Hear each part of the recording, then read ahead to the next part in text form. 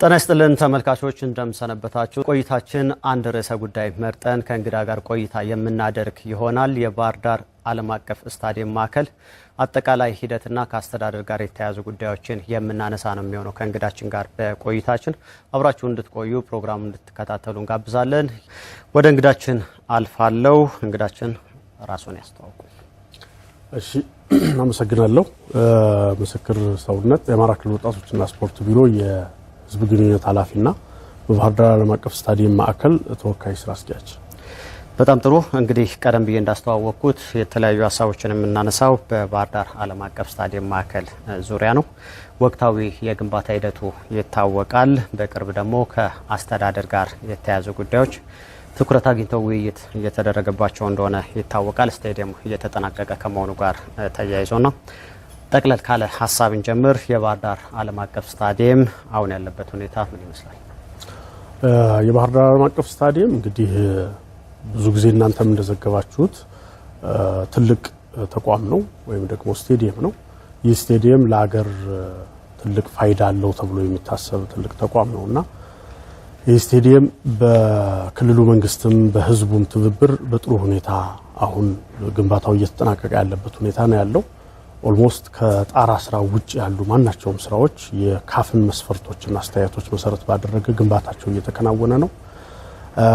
በዚህ ዓመት መጨረሻ ላይም በቅርቡ ክቡር ምክትል ጠቅላይ ሚኒስትሩ በማህበራዊ ድረገጻቸው እንዳሳወቁት ሁሉ በዚህ ዓመት መጨረሻ ግንባታው ተጠናቆ ወደ ውድድር ወይም ለአገልግሎት ምቹ ይሆናል ተብሎ ይታሰባል። በጣም ትልቁና የአፍሪካ እግር ኳስ ኮንፌዴሬሽን አስተያየት ከሰጠባቸው ጉዳዮች መካከል የመጀመሪያው የሜዳ ዝግጅት ነው። ስለዚህ ሜዳው ኦልሬዲ ዋናው ሜዳ ዘር ተዘርቶ አሁን በመብቀል ላይ ያለ ነው። በቅርቡ በጣም በጥሩ ሁኔታ ይታያል። በአጋጣሚ ሆኖ ደግሞ ዛሬ እንደዚሁ የሁለተኛው ሜዳ ወይም የመለማመጃ ሜዳው ዘር አሁን መዝራት ይጀምራል ማለት ነው። ሌሎች የፋሲሊቲ ስራዎች ናቸው። ወንበር እንደተመለከተ ነው በጣም በርካታ ወንበር ተገጥሟል። የቪቪአይፒ ወንበሮች ብቻ ናቸው የሚቀሩት። እነሱም እየመጡ ናቸው ከውጭ ተመርተው የሚመጡ በመሆናቸው። የመብራት መስመሮች መጥተዋል ሁሉም። ስለዚህ 24 ሰዓት እንዲያጫውት በማንኛውም ጊዜ ማጫወት እንዲችል መብራት ፖሎች ኦልሞስት መተከል ይጀምራሉ አሁን በቅርቡ። የመልበሻ ክፍሎች እንደዚሁ በጥሩ ሁኔታ ፈርኒሽ እየተደረጉ ናቸው። 4 የመልበሻ ክፍል ይዘጋጅ የሚል ትዕዛዝ ነው የነበረው። 4 የመልበሻ ክፍል ተዘጋጅቶለታል። አሁን የኢንቴሪየር ስራዎች ናቸው እየተሰሩ ያሉትና ባህር ዳር ዓለም አቀፍ ስታዲየም አሁን ባለበት ደረጃ በጥሩ ሁኔታ ግንባታው እየተከናወነ ነው። በቅርቡም ተጠናቆ ኦልሬዲ ወደ አገልግሎት ይገባል ተብሎ ይጠበቃል።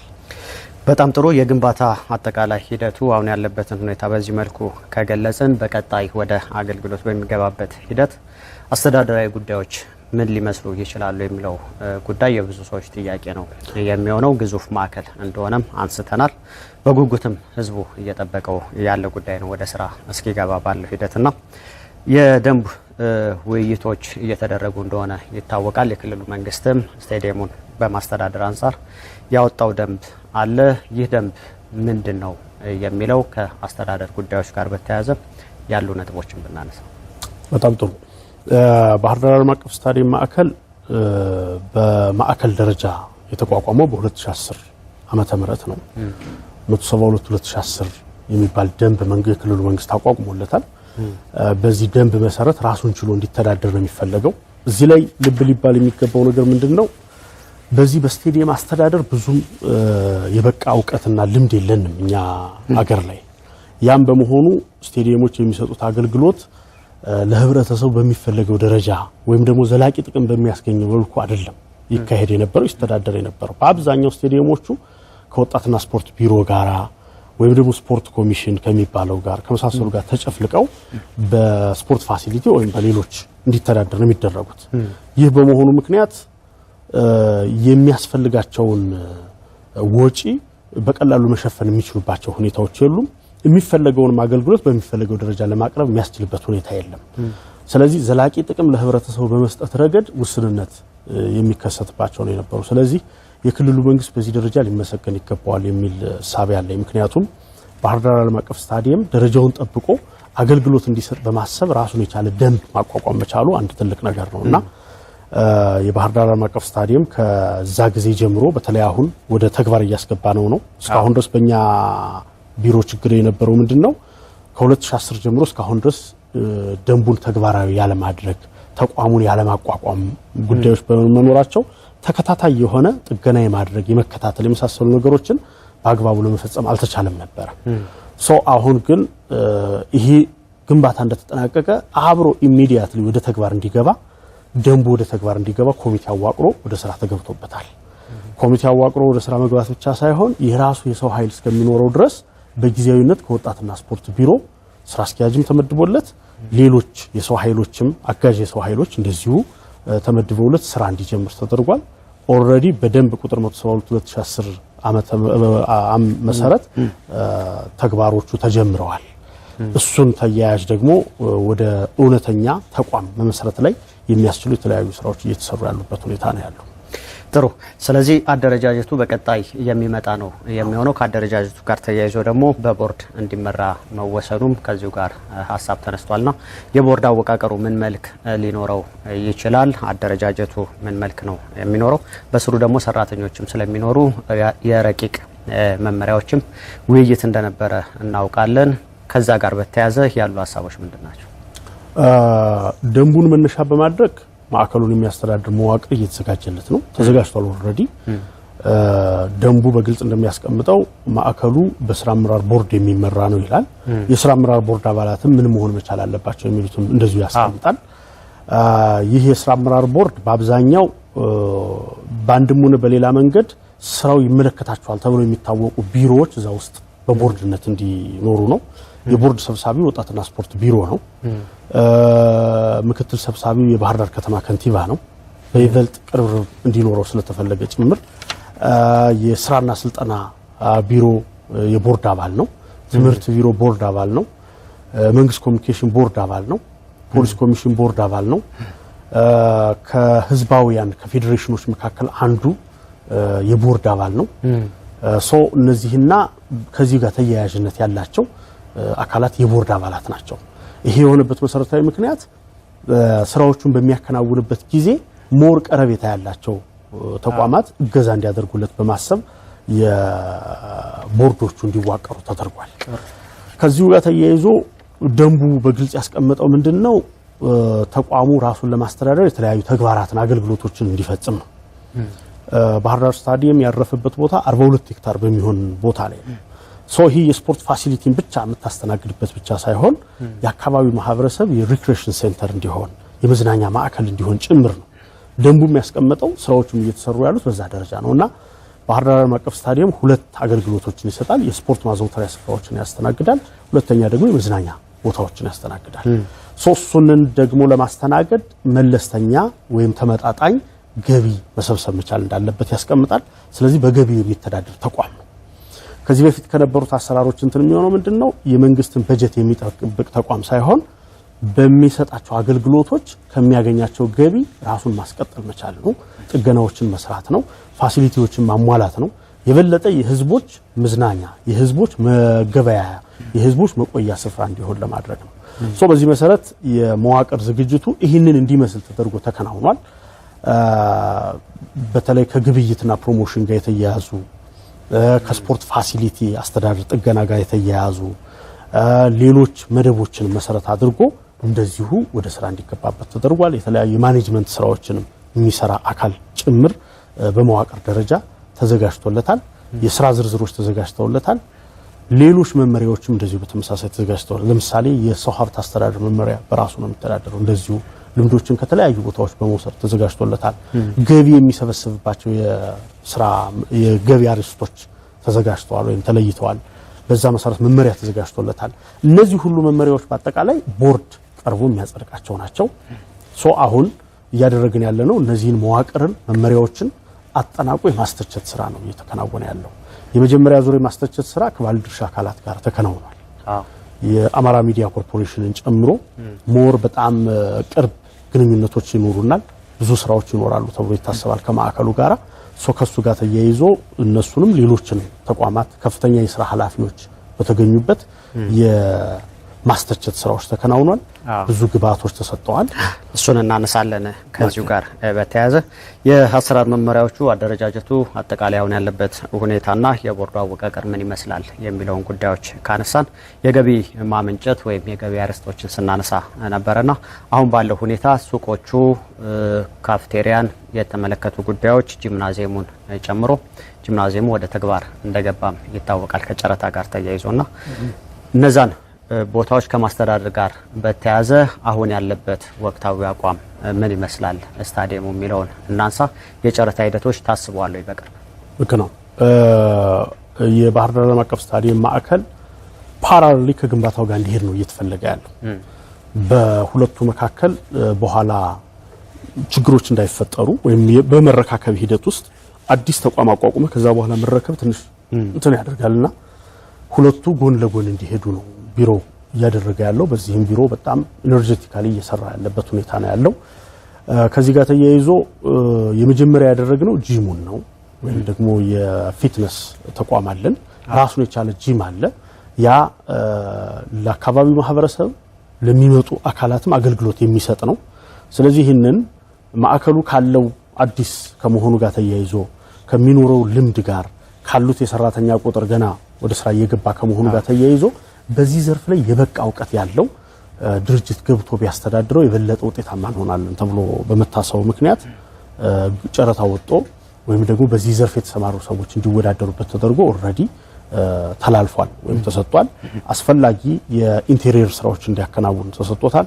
በጨረታችን ላይ አንድ ያካተትነውና ጥሩ ፓርት ምንድነው እኛ ያሟላናቸው ማቴሪያሎች አሉ፣ ውስን ናቸው። ነገር ግን በጣም በርካታ የህብረተሰብ ክፍል የሚፈልጋቸው ማቴሪያሎች አሉ፣ ስፖርተኞች የሚፈልጓቸው ማቴሪያሎች አሉ። እነዚህን ማቴሪያሎች እኛ ማሟላት ስለማንችል ሀብቱም ስለሌለን የሚገባው ድርጅት በራሱ ወጪ እንዲያሟላ ጭምር ነው ጨረታ ያወጣ ነው። በጣም ከፍተኛ ወጪ የሚጠይቁ ናቸው፣ ግን ብዙዎቹ በዚህ ዘርፍ የተሰማሩ በጣም ፍላጎት ያላቸውና ደስተኞች ናቸው። በዚህ መሰረት ወደ አሸናፊ ተለይቶ ወደ ስራ ተገብቷል። ማቴሪያሎችም እየገቡ ናቸው። ኢንቴሪየር ስራ ተጠናቋል። በቅርቡ በዚህ አንድ ወር ውስጥ አጠናቆ ወደ አገልግሎት ክፍት ያደርጋል ተብሎ ይጠበቃል። ሌላኛው ባህር ዳር ስታዲየም ያለው ሀብት ምንድነው? ክፍሎች ናቸው። ለአገልግሎት የሚሆኑ ክፍሎች ማለት ነው። ከነዚህ መካከል 5 የካፌና ሬስቶራንት ክፍሎች አሉ። ይሄ ካፌና ሬስቶራንት ማዕከሉን ለመጠቀም የሚመጣ እንግዳንም በተጨማሪም ከውጭ ደግሞ ፍላጎት ያለው ሰው ማንኛውም ገብቶ የሚስተናገድበት ስርዓት ነውና ከሱ ጋር ተያይዞ ኦልሬዲ አብዛኛውን ስፔሲፊኬሽኖችን ጨርሰናል። ክፍሎቹን ለይተናል፣ ክፍት አድርገናል፣ አጸድተናል። ኔክስት ዊክ ሰኞ ጀምሮ በቀጥታ ጨረታ የሚወጣባቸው ናቸው ማለት ነው። ጨረታ ወጥቶ ፍላጎት ያላቸው ሰዎች አስፈላጊውን የማስተካከል ስራዎች ሰርተው ወደ ተግባር የሚገቡባቸው ናቸው። እነዚህ ብቻ አይደሉም። ሌሎች ደግሞ በቀጣይ የሚሄዱ እንዴት እናስተዳድራቸው እያሰብንባቸው የቪአይፒ እና ቪቪአይፒ ካፍቴሪያዎች አሉ። እንደዚሁ ካፍ ሪከመንድ ያደረጋቸው የቪአይፒ ለብቻው አለ፣ የቪቪአይፒ ለብቻው አለ። እነዚህ ኦልሞስት ቪቪአይፒዎች በሚገኙበት ሰዓት የሚከፈት ከመሆኑ ጋር ተያይዞ እንዴት አድርገን ወደ ተግባር እናስገባው የሚለው ጥናት እየተካሄደበት ነው። በዛ መሰረት ይሄዳል። ለተመልካቾች የፈጣን ምግቦች ማቅረቢያ 10 ቦታዎች አሉ። እነዚህም እንደዚሁ በተመሳሳይ ጥናት እየተደረገባቸው ናቸው። ማን ያስተናግዳቸው የሚሉትን እንደዚሁ በተመሳሳይ አሁን ግን ለህዝብ አገልግሎት የሚሰጡትን 5 ካፌዎች ኦልሬዲ አስፈላጊ መሰረተ ልማቶች እንዲሟሉ ተደርጎ ወደ ጨረታ እየወጣ ነው ያለው። ሌሎች ክፍሎች ከትጥቆች ጋር በተያያዘ አቅርቦት የሚያደርጉ ናቸው ተብሎ ይታሰባል። በርካታ እንደሚሆኑ ይጠበቃል በሱቅ ደረጃ የተቀመጡትና እነሱንም ጨምሮ ከማስተላለፍ ጋር ተያይዞ በተለይ ከጨረታ ሂደት ጋር ጥያቄዎች እንዳይነሱ የፍትሃዊነት ጉዳይ እንዲኖር ግልጽ የሆነ ጉዳይ እንዲሆን ምክንያቱም ፋይናንስ የሚንቀሳቀስበት ስለሆነ በቀጣይ እንደዚህ የተሸጋገረው የሚሉ ጥያቄዎች እንዳይመጡ ስለሚታሰብ ግልጽነቱ ምን ያህል ነው? ጨረታው እየታወቀ የሚወጣ ነው ወይ? የሱቆቹንም ጉዳይ ብናነሳ ምናልባት በቁጥርም ከተቻለ በቁጥር ብንጠቅስ። ሱቆች አሉ፣ ግን በቁጥር ለማስቀመጥ አሁን አንዳንድ የግንባታ ጉዳዮች ስላሉ መርጅ የሚደረጉ ክፍሎችም አሉ፣ ዲሞሊሽ የሚደረጉም አሉ። እንደዛ አይነት ስላሉ ጠርቶ በእኛ ደረጃ በአጠቃላይ ለይተን ያስቀመጥናቸው 71 የሚሆኑ ሱቆች ናቸው። ነገር ግን እነዚህ 71 ሱቆች ኦልሬዲ ወደ ተግባር ይገባሉ ማለት አይደለም። ማዕከሉ ራሱ ቢሮ ይፈልጋል። ለሱ ቢሮ የምንጠቀምባቸው ለብቻ አሉ። አሁን በአንዳንድ አስተያየቶች ምክንያት መርጅ እየተደረጉ ያሉ ክፍሎች አሉ። ከዛም ባሻገር ስናጠናቸው 71 ክፍሎች ይኑሩ እንጂ ለግብይት የማይሆኑ ክፍሎች አሉ። ለግብይት የማይሆኑ ማለት ቪዚብል ያልሆኑ የተሸፈኑ ውስጥ ያሉ በቁጥር ደረጃ የተያዙ ግን ውስጥ ያሉ ወደፊት ማዕከሉ በደንብ በታወቀ ጊዜ ወደ ተግባር የሚገቡ ግን አሁን የማይገቡ እንትኖች አሉ። ከዛው ውጭ ደግሞ በጣም ሰፋፊ ክፍሎች ስላሉ አሁን እነዚህ እንዲከፈሉ ፍላጎቶች አሉ። እንደ ማዕከል ተከፍለው ለአገልግሎት በሚመች መልኩ መሆን መቻል አለባቸው። ስለዚህ የማዕከሉ ቅድም እንዳልኩት አዲስ ከመሆኑ ጋር ተያይዞ ስቴፕ ባይ ስቴፕ ነው ወደ ስራ ለመግባት የተሞከረው። የመጀመሪያው ጂምናዚየሙን ቀጥለን አሁን ካፍቴሪያዎችን በሚቀጥለው ደግሞ ሶስተኛው ዙር የተያዘው የስፖርት ትጥቆች ናቸው፣ አልባሳት ናቸው። ኢቭን የሚመለከታቸውን በዚህ ዘርፍ ያሉትንም አካላት እንደዚሁ በተመሳሳይ መጣው እንዲጎበኙትም ጭምር አድርገናል። አይተው የትኞቹ ነው አፕሮፕሪየት የሚሆነው ለስፖርት ትጥቅ ሽያጭ የያዝናቸው ከላይ አንደኛ ፎቅ ላይ የነበሩ ውስን ክፍሎች ናቸው የነበሩት። ግን ከግብይት ጋር ተያይዞ ያስቸግረናል በማለታቸው ወደታች እንዲወርድና እነዛ ክፍሎች ደግሞ ተከፋፍለው ለዚሁ አገልግሎት እንዲበቁ ለማድረግ ጥረት እየተደረገ ነው። እሱ ስራ ተጨማሪ ስራ የሚጠይቅ በመሆኑ ነው የተወሰነ ያዘገየ ነው እንጂ እንደዚሁ በተመሳሳይ ጨረታ የሚወጡ ናቸው። ከጨረታ ጋር ተያይዞ እስካሁን ድረስ ወደ ጨረታ ያስገባ ነው ቅድም እንዳልኩት አንድ ነው፣ ጂምናዚየም ነው። ነገር ግን ጂምናዚየሙን ስናስገባ በጣም በጥንቃቄና ህብረተሰቡን ያሳተፈ እንዲሆን በጣም በሰፊው ሰርተናል። እሱን ለማድረግ የተሞከረበት ምክንያት ምንድነው? ስቴዲየሙ ወደ ተግባር ሲገባ ሁሉም ሰው የኔ ነው ብሎ እንዲቀበለውና እንዲንቀሳቀስበት ስለሚፈለግ ነው። ከዛ በኋላ የሚሰጣቸው አገልግሎቶችም የጠራ እንዲሆን ይፈልጋል። የዚህ ስቴዲየም መሰረታዊ ሐሳብ ምንድነው? የተለያዩ አገልግሎቶችን አንድ ላይ አቀናጅቶ የያዘ ነው።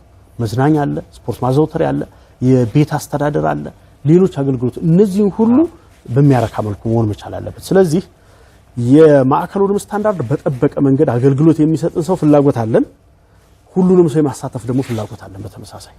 በዚህ መሰረት ባህር ዳር ከተማ አሉ የተባሉ ጂሞችን በአካል ተዘዋውረን አይተናል። በሙሉ ጂሞችን አይተናል። በክልላችን ያሉ ሌሎች ጂሞችንም መረጃዎች ወስደናል። ኢንቫይት ነው ያደረግናቸው ሁሉንም አሉ የተባሉ ስታንዳርድ ሊያሟሉ ይችላሉ ብለን ያሰብናቸው ለይተን ወደ 9 የሚሆኑ ጂሞች ኢንቫይት ተደርገዋል። በዛ መሰረት ሁሉም ተወዳድረው አሸናፊ ሆነው ኢቭን ቴክኒካል የሆነውን ነገር እንኳን በደንብ የምንፈልገው ነገር ለማስረጽ እንዲቻል ሰነድ አዘጋጅተው ሁሉ እንዲያስገቡ ፕሮፖዛል አዘጋጅተው ሁሉ እንዲያስገቡ ጭምር ተደርጎ በዛ መሰረት ውድድሩ የተካሄደበት ነው። የካፍቴሪያዎቹ እንደዚሁ በተመሳሳይ ስታንዳርዱን ማሟላት አንድ ጉዳይ አለ፣ ሁሉንም አሳታፊ ማድረግ ደግሞ ሌላ ጉዳይ አለ። ካፍቴሪያ ብለን ስንከፍተው፣ ሬስቶራንት ብለን ስንከፍተው ማንኛውም መደበኛ አገልግሎቶች የሚሰጡበት ብቻ ሳይሆን ኢንተርናሽናል የሆኑ ክለቦች የሚገቡበት ጭምር ከመሆኑ ጋር ተያይዞ ሌሎች እንግዶች የሚመጡበት ትልቅ ተቋም ከመሆኑ ጋር ተያይዞ በዛ ደረጃ ኢንቴሪየር ማዘጋጀት የሚችሉ የሚጠቀሙባቸው ማቴሪያሎች ስታንዳርድ እንዲሆኑ በማድረግ ረገድ ሁሉ ስፔሲፊኬሽኖች በተቻለ መጠን ጥርት ብሎ እንዲወጡ ለማድረግ ተሞክሯል። ኦልሬዲ እሱ ኦፊሻል ለሁሉም ክፍት ይሆንና ማንኛውም ሰው የሚወዳደርበት ይሆናል። ግን ያን መስፈርት ያሟላ እንዲሆን እንፈልጋለን እንጂ ጨረታው ግልጽ ነው፣ ማንኛውም ሰው እንዲሳተፍበት የሚደረግባቸው ናቸው። ዩኒክ የሆኑት ግን አሁንም ውስን ሰው የሚወዳደሩባቸው አሁን ለምሳሌ ቪቪአይፒ የምንላቸውና ቪአይፒ ክላሶች ማንኛውም ሰው ኢንተርቴን የሚያደርጋቸው አይደሉም። እንግዳ ሲመጣ ብቻ የምታስተናግድበት ነው። ያ በመሆኑ ምክንያት ክላስ ያላቸው የተወሰኑ ድርጅቶችና ተቋማት ብቻ የሚሳተፉበት ሊሆን እንደሚችሉ ይጠበቃል ማለት ነው። በጣም ጥሩ ሀሳቦችን እየተከፋፈልን ነው ያለነው። ቀደም ብለን እንግዲህ ብዙ ሀሳቦችን አነሳን ከአጠቃላይ የስቴዲየሙ አስተዳደር ጉዳዮች፣ የግንባታ ወቅታዊ ሂደቶች ጋር በተያያዘ አሁን የአጋር አካላት ሚና ምን ይመስላል የሚለውን አንዳንድ ሀሳቦችን እናንሳ። ከመንግስት ተቋማት ጋር በተያያዘ ከሁለት ወር በፊት ከክልሉ ሳይንስና ቴክኖሎጂ ኮሚሽን ጋር የቴክኖሎጂ ስራዎች በስታዲየሙ ዙሪያ በሚኖሩ ጉዳዮች ላይ ከዛ ባለፈም የሰነድ ልውውጥ የሚያደረጋችሁበት ሂደት ነበረና የአጋርነት ስራው ከመንግስት የክልሉ የመንግስት ተቋማት ጋር ምናልባት የፌዴራልም ካሉ ከነሱ ጋር ተጀምሯል። ከነሱ ጋር ያለው ምን ይመስላል? ሌሎችም ደግሞ በየድርሻው ሚናቸውን የሚወጡ አካላት ስላሉ ውይይቶች እየተደረጉ እንደሆነ ይታወቃል። የመንግስት አካላትን ግን ለይተን አንስተን ምን ደረጃ ላይ ነው ያለው የወጣቶችና ስፖርት ቢሮ የስታዲየሙ ባለቤት ደግሞ? መልካም ከሌሎች አጋሮች ጋራ ስራዎችን ከመስራት ጋር ተያይዞ በጣም ብዙ ስራዎች ናቸው በቀጣይ የሚከናወኑት።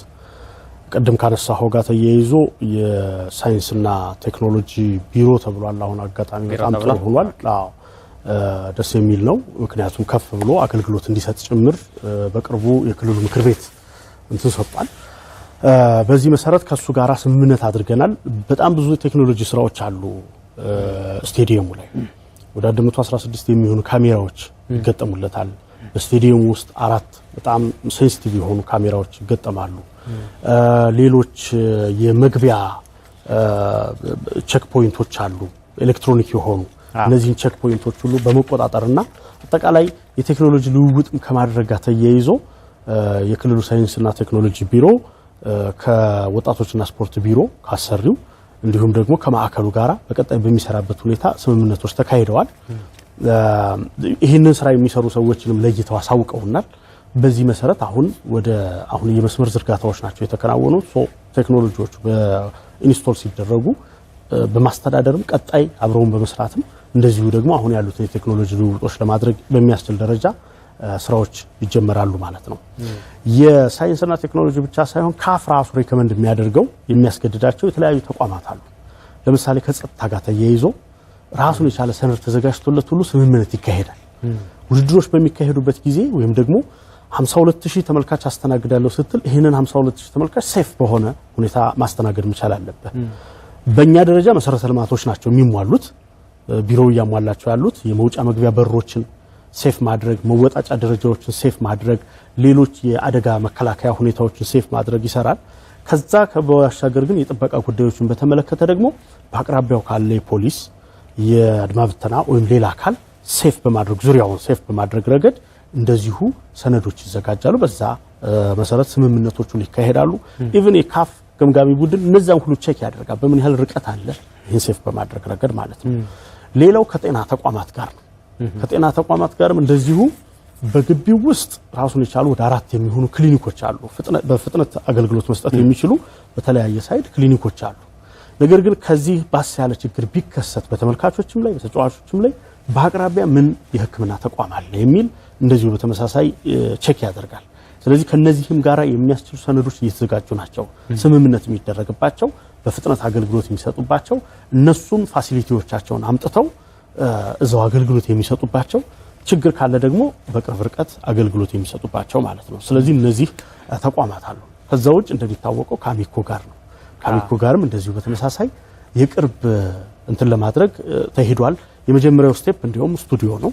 ራሱን የቻለ ስቱዲዮ እዛው ስቴዲየም ውስጥ አድርጎ አገልግሎት እንዲሰጥ ለማድረግ በቀጣይ ደግሞ በፕሮሞሽንና አብሮ በጋራ በመስራት በገቢ በጋራ በመስራት ረገድ የምንሄድባቸው ስቴፖች እንደዚሁ በተመሳሳይ በውይይት ላይ ያሉ እንትኖች ናቸው።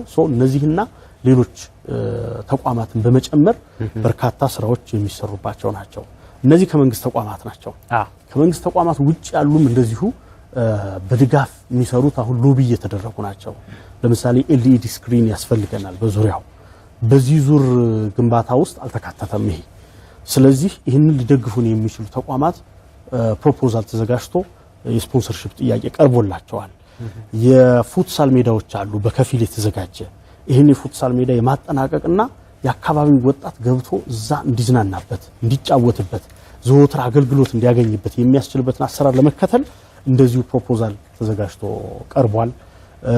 ሌሎች ተጨማሪ በሮች ምናምን የመሳሰሉ ነገሮች አሉ። እነሱ ሲጠናቀቁ ኦፊሻል እናደርጋቸዋለን ብለን ነው እንጂ አብዛኞቹ ፕሮፖዛል ተሰጥቶ ወደ ተግባር እየተገባ ያለባቸው ሁኔታዎች አሉ ማለት ነው። በጣም ጥሩ። የግንዛቤ ማስጨበጫ ጉዳዮችን በተመለከተ ከባለድርሻ አካላት ጋር ውይይቶች ተጀምረዋል። 1-2 መድረኮች ተካሂደው አልፈዋል። በቀጣይ እንግዲህ ያው ክልሉን የሚወክል ሀገርንም የሚወክል ስቴዲየም እንደመሆኑ በተለይ የክልሉ አካላት ወደ ዞንም ወጣ ተብሎ ውይይቶች ይቀጥላሉ ተብሎ ነው የሚታሰበውና ቀጣይ ከነማን ጋር ታስቧል? ያለፉ 2 መድረኮችስ ምን መልክ ነበራቸው? በጣም ጥሩ። የባህር ዳር ዓለም አቀፍ ስታዲየም እንደሚታወቀው የክልሉ ሀብት ነው። የክልሉ ሕዝብ ሀብት ነው። የክልሉ ሕዝብ በማናቸውም ሁኔታ አገልግሎቶችን የሚያገኝባቸው ነው። የመዝናኛም የስፖርት ማዘውተሪያም ስፍራዎችም ማለት ነው። ስለዚህ ወደ ተግባር ከመግባቱ በፊት ሁሉም አይቶት ሁሉም ዳሶት የበለጠ እውቀት ተገኝቶበት ወደ ተግባር ማስገባት አስፈላጊ በመሆኑ የተዘጋጁ መዋቅሮችን የተዘጋጁ መመሪያዎችን የማስተቸት ስራዎች ተጀምረዋል።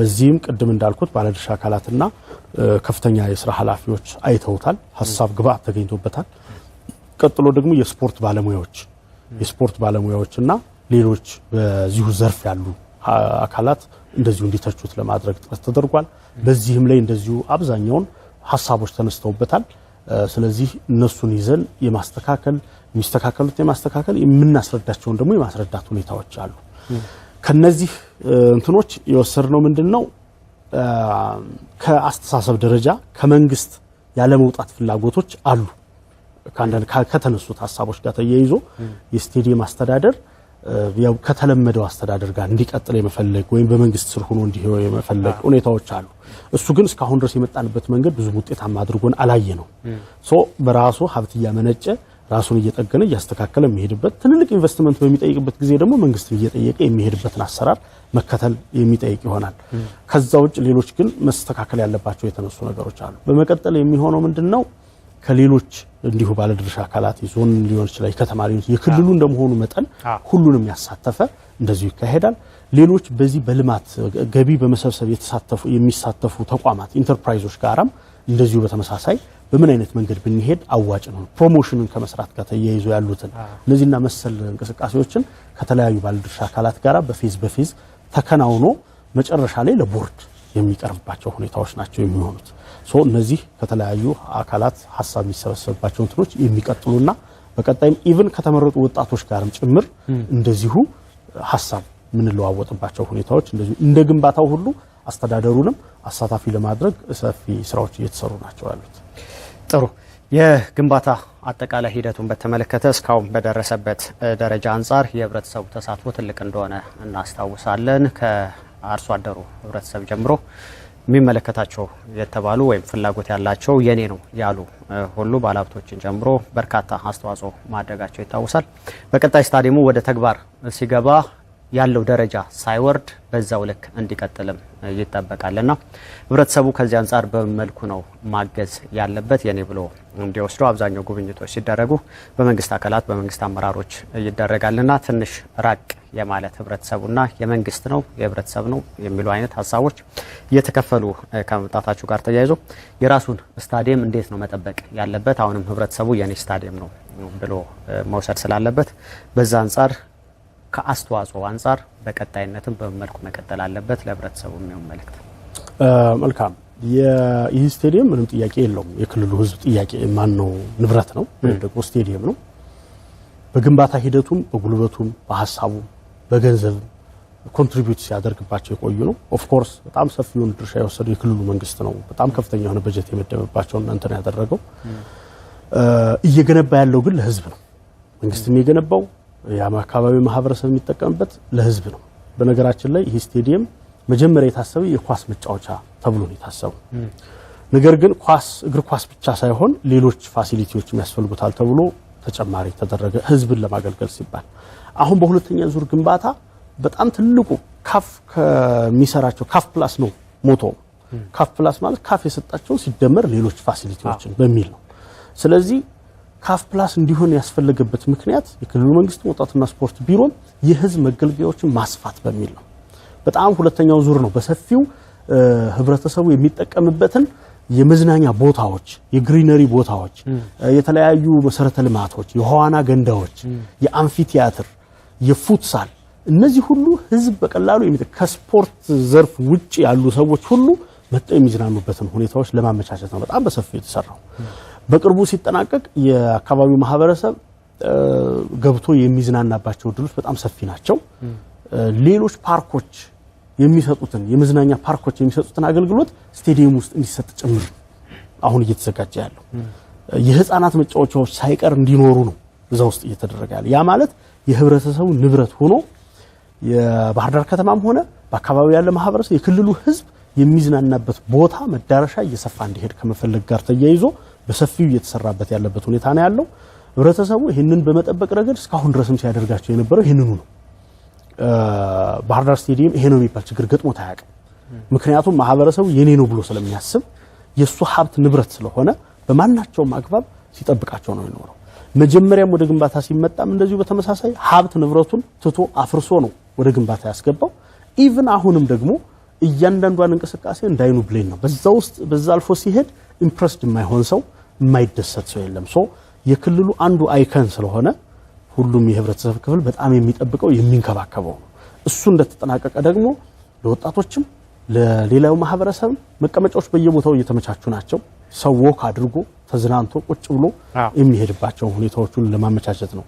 ከጉብኝቶች ጋር ተያይዞም እንደዚሁ በተመሳሳይ ምናልባት ሚዲያው የሚሸፍነው የመንግስት የሥራ ኃላፊዎች ስለሆነ ነው እንጂ ወጣቶች መጣው ጎብኝተውታል። የአካባቢ ነዋሪዎች መጣው ጎብኝተውታል። የተመረጡ ሰዎች ጎብኝተውታል። በተለያየ አጋጣሚ ያሉ አካላት ሁሉ መጣው ጎብኝተው ኢምፕረስድ ነው የሚሄዱባቸው ናቸው። እያስጎበኘናቸውም ያሉበት ነው። አሁንም ደግሞ ሲጠናቀቅ በፌዝ ሁሉም እየገባ የሚጎበኝበትና የሚያይበት ከዛ በኋላ ደግሞ ገብቶ የሚጠቀምበት አሰራር በጣም ሰፊም ነው ክፍትም ነው ማለት ነው። ጥሩ።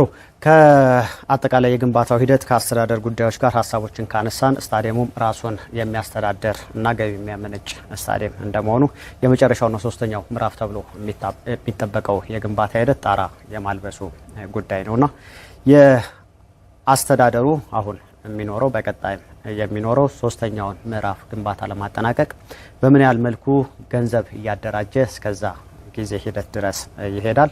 የሶስተኛው ምዕራፍ ግንባታስ በምን መልኩ ነው ከአስተዳደር ጋር የሚያያዝ ጉዳይ ስለሆነ የታሰበው የሚለውን ሀሳብ ብናነሳ መልካም። የባህር ዳር ስቴዲየም እንግዲህ የመጨረሻውና ትልቁ ስራ የሚሆነው የጣራ ስራ ነው። በበጀትም በጣም ከፍተኛ ነው። እስካሁን ድረስ ቢሮ ዝም ብሎም አልተቀመጠበትም። ኦልሬዲ ጥናቶችን አከናውኗል።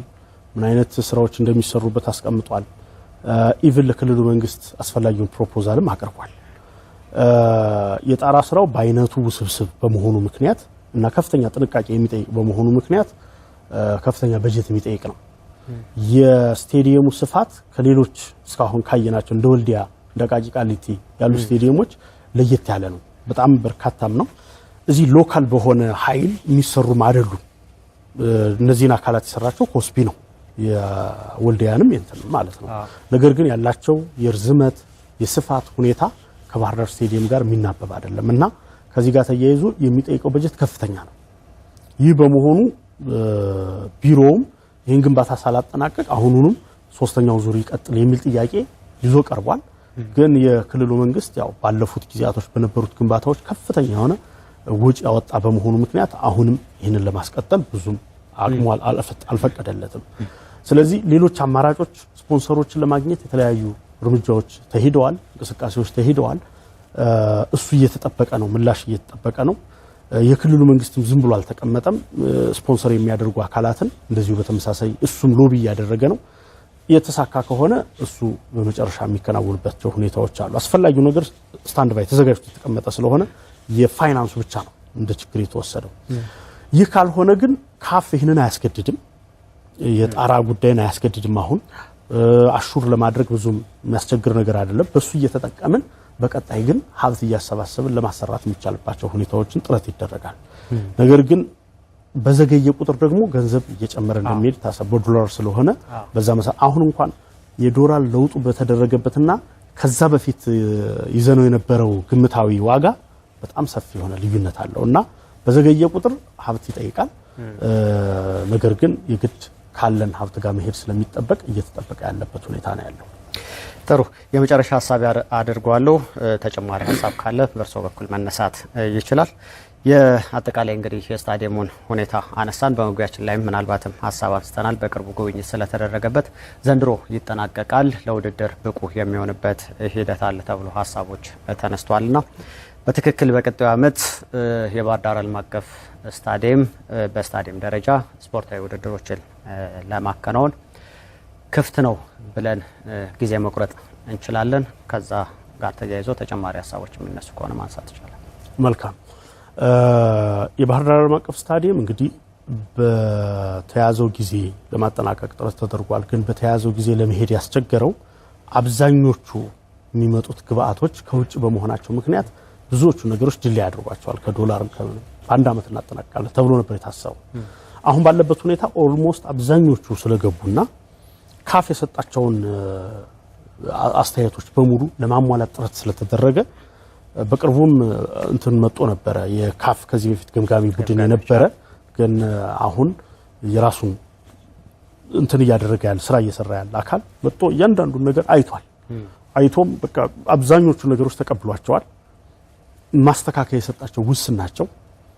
ትልቁ ጉዳይ የሜዳው ጉዳይ ነው። ኦልሞስት ሜዳው ተዘርቷል። እንደሚሰራው ድርጅት የሚሰራው ድርጅት ባይዘወይ ከፈረንሳይ ኩባንያ ነው፣ ግሪጎሪ ነው የሚባለው። ይህ ድርጅት ላይሰንስ እስከ ማስደረግ ድረስ ጭምር ነው የሚሄደው። አለ የሚባሉትን ሜዳዎች ላይ ያሉትን ነገሮች በሙሉ አሁን በዓለም ላይ የሚጠቀምባቸውን ዝርያዎችን አጠቃላይ ሁኔታዎችን ሁሉ አሟልቶ ነው ያስገባው። ስለዚህ ይሄ የሳር ዘር ኦልሞስት በ4 ወር ውስጥ ያድጋል ነው፣ ለውድድር ክፍት ይሆናል ነው የድርጅቱ ማረጋገጫ ማለት ነው። ስለዚህ በ4 ወር ውስጥ ይህንን ማጠናቀቅ የሚችል ከሆነ ኦልሞስት ተዘርቷል። ስለዚህ የ4 ወር ጊዜያችንን እየጠበቅን ያለ ነው ማለት። ሌሎች የኢንቴሪየር የምናምን ስራዎች ኦልሬዲ እየተጠናቀቁ እየተሰሩ ያሉበት ሁኔታ ነው ያለው። የዋተር ሲስተም እንደዚህ የመሳሰሉ ነገሮች ሁሉ በሙሉ እየተዘጋጁ ያሉበት ሁኔታ ነው ያለው። ስለዚህ በዚህ ዓመት መጨረሻ ላይ ይጠናቀቃል ተብሎ ነው የሚጠበቀው። በሚቀጥለው 2018 በጀት ዓመት ግን ለውድድር ክፍት ለማድረግ ነው አሁን በሰፊው እየተሰራ ያለበት ሁኔታ ያለው። ኢቭን በቅርቡም ከሌላ ሚዲያ ጋራ የቢሮ ኃላፊው እንዳደረጉት ዲስከሽን በ2018 የኢትዮጵያ ፕሪሚየር ሊግም ሆነ ሌሎች የካፍ ውድድሮች ወደዚህ መጣው እንዲወዳደሩ ሎቢ እናደርጋለን የሚለው የተወሰደው። ስለዚህ የሚያሳየውም ያንን ነው። ኦልሞስት የመብራቶቹም አሁን ይጀመራሉ፣ ኢንስቶል ማድረግ ነው። የሜዳው እንዳልኩት ነው፣ የመልበሻ ክፍሎች ናቸው ሪከመንድ እየተደረጉ ያሉት። ወንበሮቹ ኦልሞስት ተገጥመዋል። ስለዚህ ለውድድር ክፍት ለማድረግ ብዙም የሚያስቸግር ነገር የለውም የሚል ሐሳብ ነው ያለኝ። በአጠቃላይ ከህብረተሰቡ ጋር ከከተማው ጋር ለማንሳት የሚፈልገው ነገር ምንድነው? ባህር ዳር ስታዲየም በጣም ትልቅ አይከን የሆነ ግንባታ ነው። በጣም ትልቅ ነው። ጣና እንደምትጎበኘው ሁሉ ስቴዲየሙን ልትጎበኝ ልትዝናናበት የምትችልበት ነው። አብዛኞቹ መሰረተ ልማቶች እንደዛ ነው። በውድድር ደረጃ በአመት ውስን ውድድሮች ናቸው ሊካሄዱ የሚችሉት። የካፍም ሆነ የብሔራዊ ቡድኑም ሆነ የሌሎቹ የአወዳዳሪ አካላት ውድድር ውስን ናቸው። ነገር ግን ሁሉንም አመቱን ሙሉ ደግሞ ህዝቡ እንዲጠቀምበት ይፈልጋል። ስለዚህ አመቱን ሙሉ ወጣቶች በፉትሳል ሜዳ በአርቲፊሻል ሜዳ ነው የሚሰሩ፣ እዛ ቦታ እንዲጫወት ይፈልጋል። በየጊዜው አረንጓዴ ቦታዎች ወደ 16 ሄክታር የሚሆን አረንጓዴ ቦታ ነው የለማው። የተለያዩ ዛፎች ናቸው፣ ከ8000 በላይ ዛፎች ናቸው እየተተከሉ ያሉት። አንድ ትልቅ ጋርደን የከተማው አንዱ ትልቅ ጋርደን ሆኖ ማንኛውም የህብረተሰብ ክፍል የሚጠቀምባቸው ናቸውና በቅርቡ ሲከፈቱ እነዚህን የመጠበቅ የመንከባከብ የኔ ነው ነገ የምጠቀምበት ነው የሚል እሳቤ ወስዶ የሚገባባቸው መሆን መቻል አለበት። አሁንም ለውጤቱ ደግሞ እዚህ በፊት ያደርገው እንደነበረው ድጋፍ ሁሉ አሁንም ተመሳሳይ ድጋፎችን እንዲያደርግ ለመጠየቅ ነው የምወደው። በጣም ጥሩ። በጣም ነው የማመሰግነው አቶ ምስክር ሰውነት የአማራ ክልል ወጣቶችና ስፖርት ቢሮ የህዝብ ግንኙነት ኃላፊ እንዲሁም የባህር ዳር ዓለም አቀፍ ስታዲየም ማዕከል ተወካይ ስራ አስኪያጅ። በርካታ ሀሳቦችን ነው ያነሳ ነው። በቀጣይ እንግዲህ በቀሪ ስራዎች መልካም እድል ገጥሟችሁ አጠናቃችሁ ደግሞ በድጋሚ እንደምንገናኝ ተስፋ አደርጋለሁ። በጣም ነው እናመሰግናለን።